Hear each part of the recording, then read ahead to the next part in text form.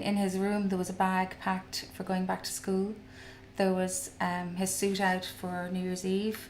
There was other bits and pieces that he'd laid out at the bottom of his bed.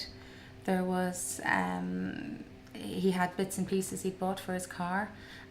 He came up, as I say, and asked me for a loan of my hairdryer, and I said, no, you can take the one from the spare room. It was a cold day, because he said whatever he was spraying on the car, it would dry much quicker. And he came in and out, and he was always up and down, wasn't he? I mean, it was normal family life.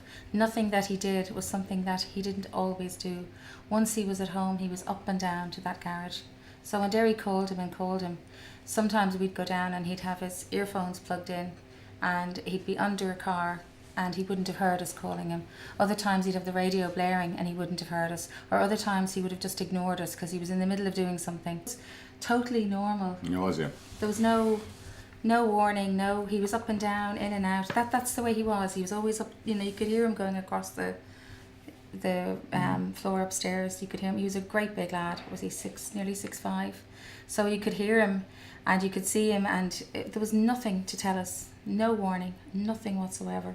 So, I mean, when we found him in the garage, it was, first of all, it was shock. Then it was disbelief. Then we got his heart started. Then we got him into the hospital. Then it was questions as to what happened Christmas night that could have upset him, because he was with us St. Stephen's Day and that morning. And I mean, like all 16-year-olds, he was hormonal and he could be moody and he could be, but normally it took him 2 or 3 days, and he'd sit you down and say, okay, fine, I'll tell you now what happened. And that's the way he was, wasn't he? He was very funny, very witty, very quick, very bright, could see the funny side of any situation very quickly, very easily. And as you say, the amount of letters we got from people saying that, even one young lad was here for dinner with his parents not so long ago, and he left a note saying that the morning he was starting his junior cert, that he was very upset and he was very anxious. And he said, Andrew came over and he said, do your best, because he said this time next year, he said, nobody will even remember the junior cert. He said, and take a deep breath. And he probably gave him a cigarette too, if the truth was known. But it was, he was just such a happy-go-lucky child, wasn't he?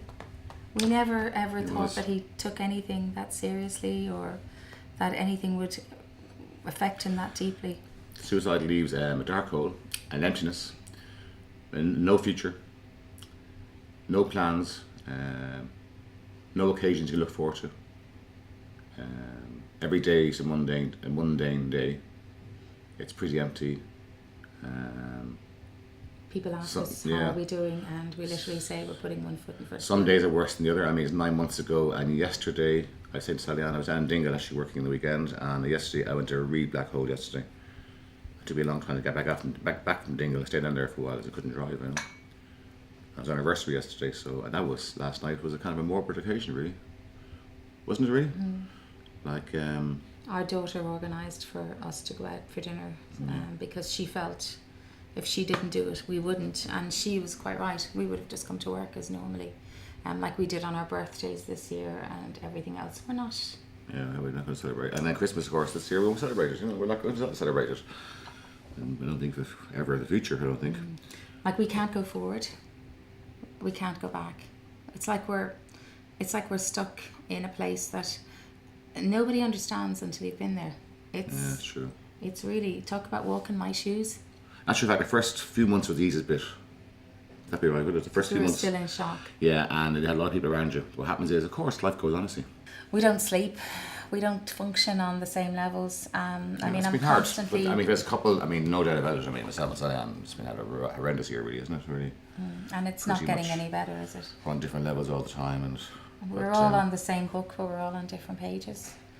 It's too late when they realise that it's done. It's gone. They're gone forever. I mean, suicide doesn't make life better for anybody. It actually prevents life from getting better. And I think that's one of the best sayings I've heard. So basically, suicide is it just puts things, it just makes things go to a full stop. Whereas if somebody has a problem and they go and look for help, at least life will always get better. It won't get any worse.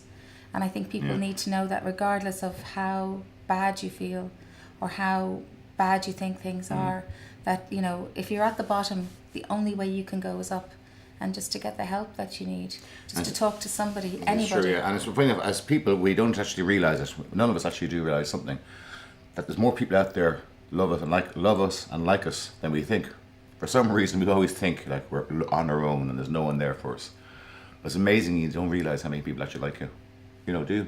You never realise it. And I mean, if Andrew had known how much he was liked and loved, he wouldn't have done it, I don't think. But I don't think anyone does suicide not thinking properly.